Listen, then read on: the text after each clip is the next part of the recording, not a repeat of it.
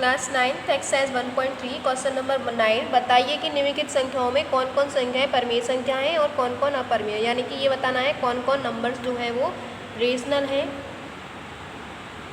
और कौन कौन से इरेशनल हैं।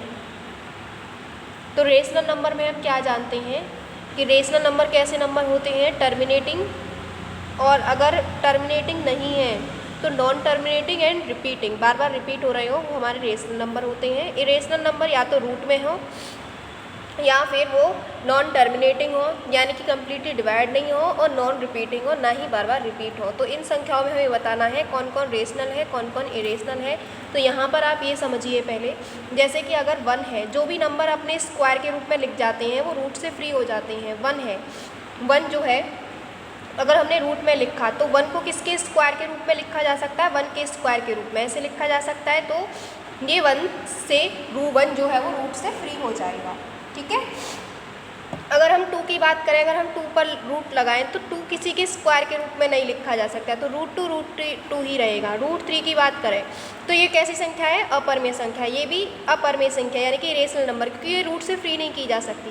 अगर √4 की बात करें तो 4 को किसके स्क्वायर के रूप में लिखा जा सकता है, 2 के स्क्वायर के रूप में, इस वजह से स्क्वायर से रूट कट जाएगा तो इसका आंसर 2 आएगा। तो अब ये जो संख्या है रूट में 4, क्योंकि इसकी वैल्यू 2 आ रही है तो ये कैसी संख्या है, परमेय संख्या है, ना कि अपरमेय संख्या, ठीक है। कैसी संख्या है, रूट में 4 परमेय संख्या, क्योंकि ये रूट से फ्री हो जा रही है।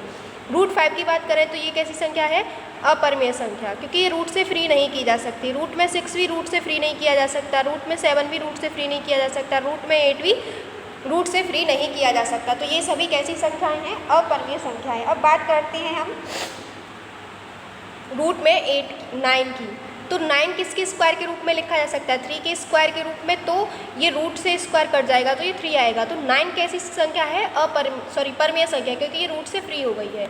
अब यहाँ पे हम 3 की बात करते हैं, रूट में 23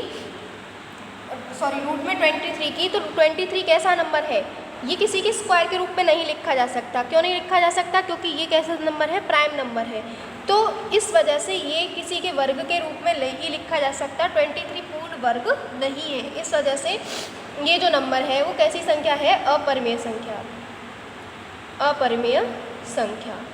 अब बात करते हैं 225 की, तो पहले इसके फैक्टर काट के देखते हैं, ये देखते हैं कि क्या ये किसी के स्क्वायर के रूप में लिखा जा सकता है। तो ये 3 से जाएगा कितनी बार, 7 और 5, 3 2 जा 6, 3 5 5 5 जा, ये आ गए इसके फैक्टर, 3 का स्क्वायर और 5 का स्क्वायर। तो ये किसका स्क्वायर हुआ, 15 का स्क्वायर, यानी कि 225 को 15 के स्क्वायर के रूप में लिखा जा सकता है, और स्क्वायर के रूप में लिखा जा सकता है तो वो रूट से फ्री हो जाती हैं, और ये कैसी संख्या हो जाएगी, एक परमेय संख्या। यहाँ पे देखिए 0.3796, इसका मतलब क्या है कि ये कम्प्लीटली डिवाइड हो गया है।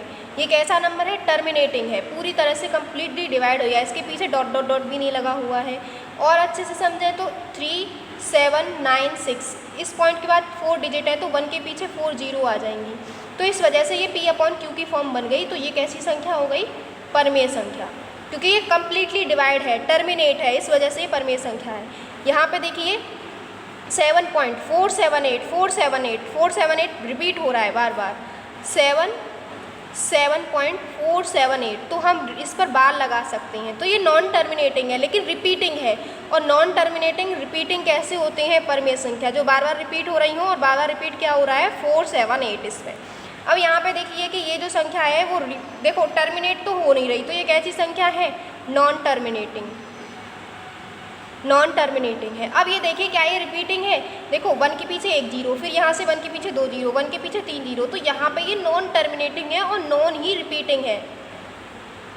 तो इस वजह से ये जो संख्या है वो कैसी संख्या है, अपरिमेय संख्या। यहाँ पे आपका ये क्वेश्चन कंप्लीट होता है। आई होप आपकी समझ में आया होगा।